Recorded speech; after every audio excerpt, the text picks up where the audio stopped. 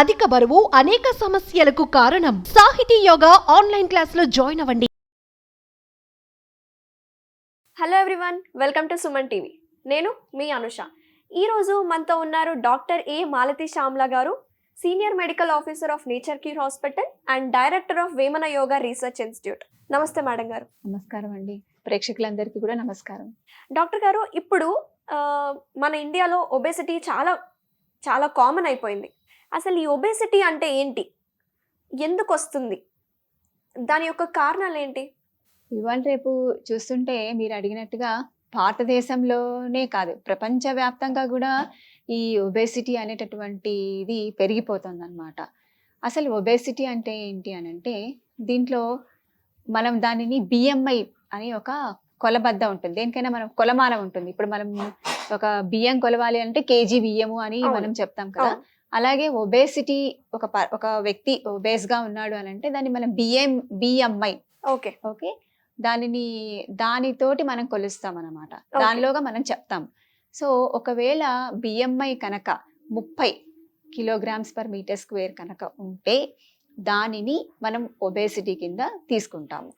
అదే విధంగా 25 నుంచి 30 వరకు కనుక ఉంటే బిఎంఐ దాన్ని ఓవర్ వెయిట్ కింద తీసుకుంటాం. చాలా మంది ఇప్పుడు ఎలాగ కన్ఫ్యూజన్ అవుతున్నారనంటే, కొద్దిగా ఓవర్ వెయిట్ కి ఒబేసిటీకి తేడా తెలియకుండా అయిపోయింది అనమాట. కొంచెం వెయిట్ గా ఉండగానే నేను ఒబేస్ అయిపోతున్నానని సైకలాజికల్ గా ఒక రకమైనటువంటి ఆందోళన వస్తుంది. ఆ ఆందోళనతో కూడా వాళ్ళు ఒబేస్కి అయిపోతున్నారు. అంటే వాళ్ళ యొక్క బిఎంఐ 25 నుంచి 30 నుంచి ఒక్కసారిగా స్కేల్ 30 పైన పెరిగిపోతుంది అనమాట. సో ఇక రెండు డిఫరెన్సెస్ ఎట్లా అంటే ఓవర్ వెయిట్, ఒబేసిటీ రెండు ఉంటాయి అన్నమాట. సో దీనికి గల కారణాలు ఏంటి మీరు అడిగారు కదా. కారణాల కిందకి వస్తే అందరూ చెప్తారు ఆహారపు అలవాట్లు, సరైనటువంటి ఆహారం తీసుకోకపోవటం వల్ల, మళ్ళీ సరిగ్గా మన జీవన విధానం లైఫ్ స్టైల్ అని ఒకటి చెప్తున్నారు. కానీ దీనికి ఒక కారణం, ఇంకొక ప్రధానమైన కారణం ఉంటుంది. చాలా మందికి జన్యుపరంగా కూడా ఈ ఒబేసిటీ అనేది వస్తుందన్నమాట. చిన్నప్పటి నుంచే చాలా మంది ఒబేస్ గా అంటే మనం చూస్తుంటాం, ఒబేస్ చైల్డ్ అని మనం చెప్పేస్తూ ఉంటాం. వాళ్ళలో ఏమవుతుందనంటే వాళ్ళ శరీరంలోనే ఒక ఒబేస్ సెల్స్ ఉంటాయన్నమాట. వాటిని ఒబేస్ సెల్స్ అని కిందనే మనం చెప్తాం. యాక్చువల్గా బ్రౌన్ ఫ్యాట్ అని ఒకటి ఉంటుంది. అది కొంతమందికి ఎక్కువగా ఉంటుంది, అందరికీ ఉంటుంది బ్రౌన్ ఫ్యాట్ అనేది. అంటే ఈ హెరిడిటరీ ఉన్న పేషెంట్స్, అంటే హెరిడిటరీ ద్వారా వచ్చే పిల్లలకి వాళ్ళకి బ్రౌన్ ఫ్యాట్ ఎక్కువ ఉంటుందా? బ్రౌన్ ఫ్యాట్ అనేది కాదు, మామూలుగా ఆ ఫ్యాట్ సెల్స్ అనేటటువంటివి ఎక్కువగా ఉంటాయి. వాటి మెటబాలిజం ఎక్కువగా ఉంటుంది అనమాట ఒబేస్ గా ఉన్నటువంటి వాళ్ళలో. సో వాళ్ళు ఏమవుతుంది, మనం ఒక ఎగ్జాంపుల్ ఒక ఫ్యామిలీని చూసుకుంటే వాళ్ళ తాతగారు, అమ్మమ్మ, నాయనమ్మ, ఇంకా అందరూ మొత్తం ఫ్యామిలీ అంతా చిన్న పిల్లగాళ్ళు అందరూ ఒబేస్ గానే మనకు కనబడుతూ ఉంటారు అనమాట. అది జన్యుపరంగా వాళ్ళకి వస్తుంది. అలా అని సర్దిపాటు సరిదిద్దుకోకూడదు. మా తాతగారు లా ఉన్నారు కాబట్టే నాకు ఒబేసిటీ వచ్చింది అని మనము అనుకోకూడదు. కాకపోతే అది కారణం చెప్తున్నాను అనమాట. దీనికి ఒక కారణం ఏంటంటే జన్యుపరంగా వస్తుంది. మీరు అన్నట్టుగా ఆహారపు అలవాట్లు ఎలాగా మనం మార్చుకుంటాము, ఎక్కువ క్యాలరీ ఉన్నటువంటి ఫుడ్ తీసుకొని ఆ క్యాలరీని బర్న్ చేయడానికి అవకాశం ఇవ్వకుండా మనం పని చేస్తూ ఉంటే కూడా ఒబేసిటీ వచ్చే అవకాశం ఉంటుంది. ఇంకా ఒకటి ఏంటి అనంటే కొన్ని రకాలైనటువంటి మందులు వేసుకోవటం వల్ల కూడా ఒబేసిటీ వస్తుంది. లాంగ్ స్టాండింగ్ గా మనం స్టిరాయిడ్స్ తీసుకుంటూ ఉంటారు కొంతమందికి. ఇవాళ రేపు ఒక అధ్యయనంలో తేలింది ఏంటంటే, బీపీ మెడిసిన్స్ కంటిన్యూస్ గా లాంగ్ గా వేసుకుంటున్నటువంటి వాళ్ళలో కూడా ఈ ఒబేసిటీ వస్తుందని అధ్యయనాలు తెలిపాయి అన్నమాట. అంటే తెలుస్తున్నది. అంటే ఈ స్టిరాయిడ్స్ ఎవరైతే వాడతారో, ఈ స్టిరాయిడ్స్ ఎప్పుడు వస్తాయి అని అంటే కొన్ని రకాల కొన్ని వ్యాధులకి స్టిరాయిడ్స్ ఈజ్ అల్టిమేట్ సొల్యూషన్ ఉంటుంది. సో అవి కనుక ఎక్కువగా వాడుతూ ఉంటే, హార్మోన్స్ కనుక ఎక్కువగా తీసుకుంటుంటే, సపోజ్ ఫర్ ఎగ్జాంపుల్ ఏమీ పని చేయలేదు అనుకోండి, ఇంకా ఆ వ్యక్తికి మనం ఆ హార్మోన్సే ఇవ్వవలసి ఉంటుంది ఎక్స్టర్నల్ గా. సో ఆ హార్మోన్స్ కనుక ఎక్కువగా తీసుకునేటటువంటి మెడిసిన్ తీసుకునే వాళ్ళల్లో కూడా ఈ ఒబేసిటీ అనేటటువంటిది వస్తుందన్నమాట. ఓకే డాక్టర్ గారు, ఇప్పుడు మీరు అన్నట్టు ఈ ఒబేస్ పేషెంట్స్ అధిక బరువు ఉండడం వల్ల చాలా అనారోగ్య సమస్యలు వస్తున్నాయి. అవేంటి కొంచెం చెప్పరా?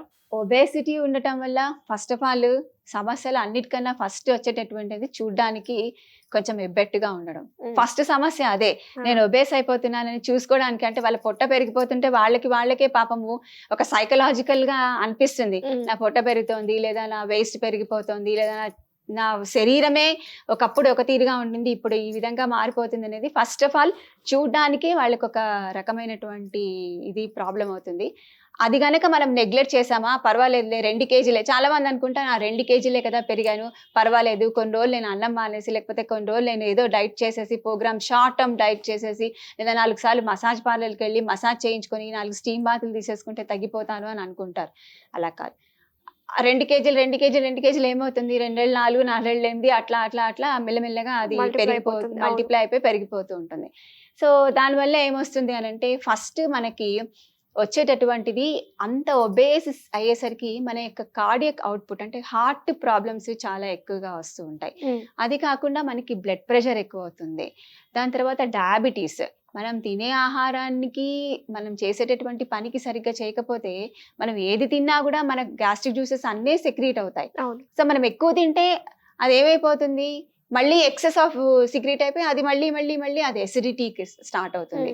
అలా మళ్ళీ ఇండైజెషన్ ప్రాబ్లం అవుతుంది, ఇండైజెషన్ నుంచి కాన్స్టిపేషన్ అవుతుంది, కాన్స్టిపేషన్ నుంచి అంటే ఇది ఒక చైన్ రియాక్షన్ లాగా అయిపోతుంది. ఇంకొకటి ఏంటంటే చాలా మందికి మోకాళ్ళ నొప్పులు వస్తూ ఉంటాయి, ఎందుకంటే ఆ బరువుని మోయలేక మోకాళ్ళ నొప్పులు ఎక్కువగా వస్తూ ఉంటాయి. ఇంకా అదే కాకుండా ఇవాళ రేపు యంగ్ గర్ల్స్ లో కనుక మనం చూస్తుంటే ఒబేసిటీ తోటి పీసీఓడి ప్రాబ్లం చాలా ఎక్కువ అవుతుంది. ఎందుకంటే పాలిసిస్టిక్ ఓవేరియన్ సిండ్రోమ్ కి మెయిన్ కారణం ఏంటి అని అంటే ఈ obesity insulin resistance is giving the hormone testosterone, మళ్ళీ టెస్టోస్టెరాన్ నుంచి మళ్ళీ పీసీఓడీస్. ఇది ఒక విషియస్ సైకిల్ లాగా అయిపోయింది అన్నమాట. సో ఈ ఒబేసిటీ కనుక తగ్గితే ఆటోమేటిక్ గా ఈ ప్రాబ్లమ్స్ అన్నిటిని కూడా మనము కంట్రోల్ చేసుకోవడానికి అవుతుంది. చాలా మందిలో ఒకటి ఉంటుంది, ఇంత ఒబేస్ అయిపోయాను కదా, ఈ కొంతమందికి 40 ఏళ్ళు 45 ఏళ్ల వాళ్ళకు కూడా ఒబేసిటీ మన వాళ్ళలో మనం చూస్తాం. ఇప్పుడు ఒకప్పుడు అలా ఉండేది, ఇప్పుడు 20 ఏళ్ల వాళ్ళ నుంచే మనము ఒబేసిటీ చూస్తున్నాము. అందరికీ కూడా యంగ్ గర్ల్స్ లో యంగ్స్టర్స్ లోపల ప్రతి ఒక్కళ్ళకి, మగవాళ్ళకి ఆడవాళ్ళకి పొట్ట బాగా పెరిగిపోతుంది. ముందు బాగా ఎక్కువగా పొట్ట పెరుగుతోంది. సో అది ఎందుకు వస్తుంది అని అంటే, ఎక్కువసేపు కూర్చొని సరి అయినటువంటి వ్యాయామం చెయ్యకుండా, అంటే మనకు చాలా మంది ఏమనుకుంటారు, ఒబేస్ గా ఉంది నేను జిమ్కి వెళ్ళిపోతాను, జిమ్ లో చేసేస్తాను, లేకపోతే ఇంకేదైనా చేస్తాను. సో జిమ్ అనేటటువంటిది ఏంటంటే చాలా విపరీతమైనటువంటి ఎక్సర్సైజ్. అది ఎంత జిమ్ చేస్తామో అంత ఎక్కువ ఆకలేస్తుంది, ఎంత ఆకలేస్తే అంత తింటాము, ఎంత తింటామో అంత నిద్ర, ఎంత నిద్ర అంత బద్ధకం, మళ్ళీ బద్ధకం అయితే మళ్ళీ తిండి. ఇది ఒక విషియస్ సైకిల్ లాగా తయారైపోయి ఒబేసిటీ ఎక్కువ అవ్వడానికి అవకాశం. ఇప్పుడు కొంతమందిలో పొట్ట బాగా పెరగడం ఉంటది, కొంతమందికి బాడీ షేప్ కూడా లైక్ పియర్ షేప్ బాడీ లాగా కూడా ఉంటారు. సో ఇలా ఉన్న వాళ్ళని కూడా ఒబేస్ అంటారా? Obesity Apple shape abdominal obesity ఉంటుంది, పియర్ షేప్ అబ్డామినల్ ఒబేసిటీ ఉంటుంది. 2 రకాల ఒబేసిటీస్ కూడా ఉంటాయన్నమాట. ఇది ఎక్కువగా మనం చూసేది ఆడవాళ్ళలో గమనిస్తాము, మగవాళ్ళల్లో కూడా గమనిస్తాము. ఎక్కువగా ఈ దీని లోపల ఈ వేస్ట్ లైన్ బాగా పెరిగేటటువంటిది ఎందులో అని అంటే ఆడవాళ్ళల్లో ఎక్కువ అవుతుంది. ఈ ముందు భాగం పొట్ట పెరిగేది మగవాళ్ళల్లో మనం ఎక్కువగా చూస్తుంటాం అన్నమాట. యంగ్స్టర్స్ లో ఎక్కువగా ఎందుకు పెరుగుతుంది అని అంటే, మగవాళ్ళలో అయితే ఆడవాళ్ళు కూడా తీసుకున్నారు, ఎక్కువగా ఆల్కహాల్ కన్సంప్షన్ ఎక్కువ అయిపోయింది ఇవాళ రేపు.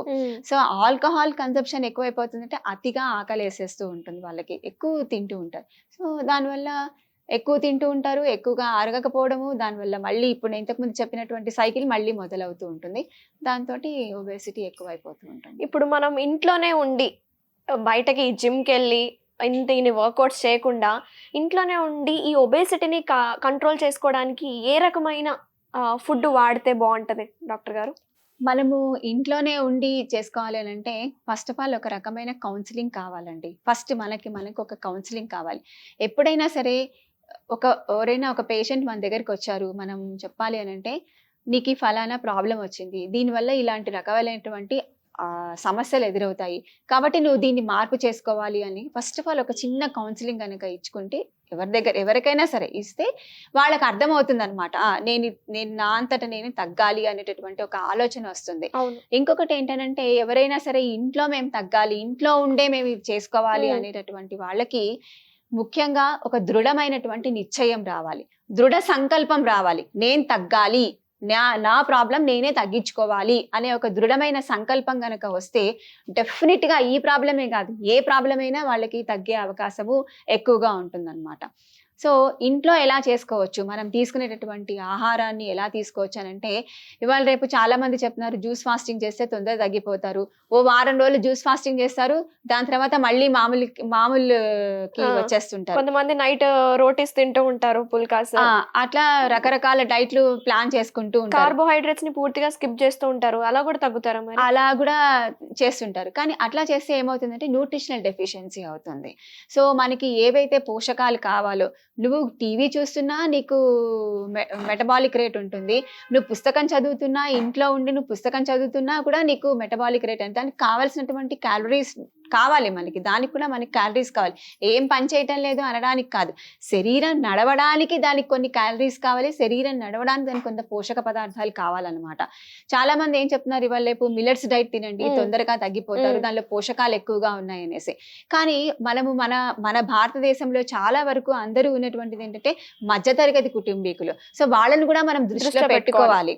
మనం ఒక డైట్ ప్రోగ్రామ్ ఇస్తున్నామంటే వాళ్ళని కూడా దృష్టి పెట్టుకోవాలి. ఎందుకంటే ఇవాళ రేపు చిరుధాన్యాలు, మిలెట్స్ చాలా హై రేట్ లో ఉన్నాయి. దాని పోషక పదార్థాలు మనం తీసుకోవాలి అనేసి అంటే, ఇప్పుడు మనం పప్పులే ఉన్నాయి, పెసలు తినండి, పప్పులు తినండి, ఇవి తినండి అనేసి అంటే మనం దానికి కూడా ఒక మోడిఫికేషన్ చేసుకోవచ్చు అన్నమాట.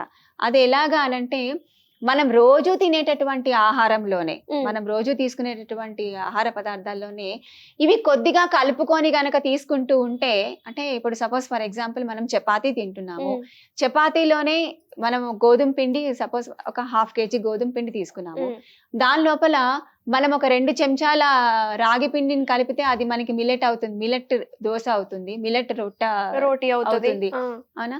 దోశల పిండిలో కొంచెం జొన్నలు వేసుకుంటే జొన్న దోశ అవుతుంది. సో అంత ఎక్కువగా తీసుకోకుండా కొంచెం తీసుకోవాలి. ఎందుకు ఇవి తీసుకోవాలి అనేసి అంటే, ఈ ఆహారం తీసుకుంటే మనకి సెటైటీ ఎక్కువ ఉంటుంది. కొంచెం తినగానే కడుపు నిండిపోతుంది అనమాట. ఇంకొకటి ఏంటంటే అది జీర్ణం తొందరగా, అంటే జీర్ణానికి అది ఎక్కువగా టైం తీసుకుంటుంది, సెటైటీ వస్తుంది. ప్లస్ పీచు పదార్థంలో ఉన్నటువంటి పదార్థాలు, వీటితో పాటుగా పీచు పదార్థాలు ఉన్న పదార్థాలు మనకి తీసుకుంటే ఎక్కువ సేపు మనకి కాన్స్టిపేషన్ రాకుండా ఉంటుంది అనమాట. సో అది డైజెషన్ కి ఎక్కువగా దోహదపడుతుంది, తేలికగా జీర్ణం అవడానికి అవుతుంది. ఇంకొకటి మనకి కాన్స్టిపేషన్ రాకుండా కూడా ఉంటుంది అనమాట.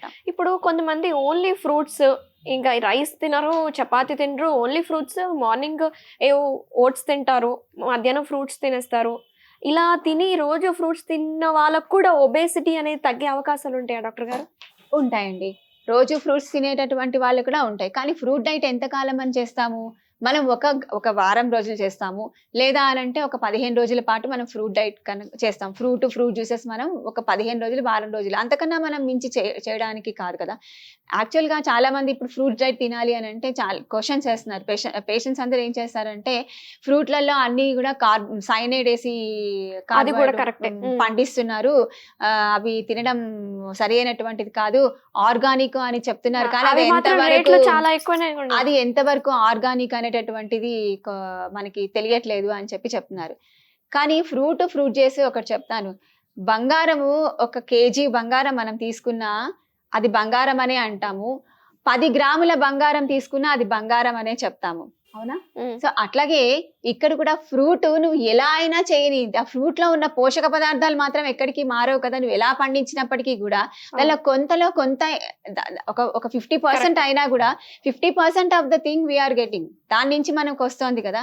సో ఎప్పుడైనా సరే పండ్లు బంగారమే, దాంతోనే మనం పోల్చుకోవాలి. ఫ్రూట్ జ్యూసెస్ ని కూడా మనము ఈజీగా తయారయ్యేటటువంటి జ్యూసెస్, అంటే ఇప్పుడు బత్తాయి ఉంది, బత్తాయి జ్యూస్ చేసుకోవచ్చు, వాటర్ మిలన్ ఉంటుంది, వాటర్ మిలన్ జ్యూస్ చేసుకోవచ్చు, పైనాపిల్ జ్యూస్ తీసుకోవచ్చు. ఇలా ఎవరికి ఏది ఫ్లెక్సిబుల్ గా ఉంటుందో దాన్ని మనం చేసుకోవచ్చు. సీజనల్ ఫ్రూట్స్ ఎప్పుడైనా సీజనల్ తోటి మనం తీసుకుంటే ఏమవుతుందంటే, మధ్యతరగతి వాళ్ళకి అది అవైలబుల్ ఉంటుంది, ఎందుకంటే కొంచెం చౌకగా దొరుకుతాయి. ఈ ఆరెంజెస్ ని ఎండాకాలంలో తీసుకుంటే ఎక్కువ ఖరీదు ఉంటాయి, ఆరెంజెస్ ఇప్పుడు దొరుకుతాయి, శీతాకాలంలో దొరుకుతాయి అనుకోండి ఫర్ ఎగ్జాంపుల్. సో మనం శీతాకాలంలో ఆరెంజెస్ జ్యూస్ తీసుకో, సీజనల్ ఫ్రూట్స్. అందుకే మనకి భగవంతుడు కూడా ఎలా ఇచ్చాడంటే, మెటబాలిక్ యాక్టివిటీస్ ని ఋతు ప్రకారంగా ఋతువుల అనుసరించి ఆ మనం తీసుకునేటువంటి వెరైటీ ఆఫ్ ద ఆకుకూరలు కానీ పండ్లు కూరగాయలు అన్నీ కూడా ఋతువులను అనుసరించే ఇచ్చారనమాట. అంటే వచ్చే కాలానికి మనం బాగవుతాము, మన యొక్క ఆరోగ్యం బాగవుతుంది అని మనకి ఇవ్వడం జరిగిందనమాట. సో మాకు అర్థమైనని చెప్పినందుకు చాలా ధన్యవాదాలు. Thank you madam. నమస్తే.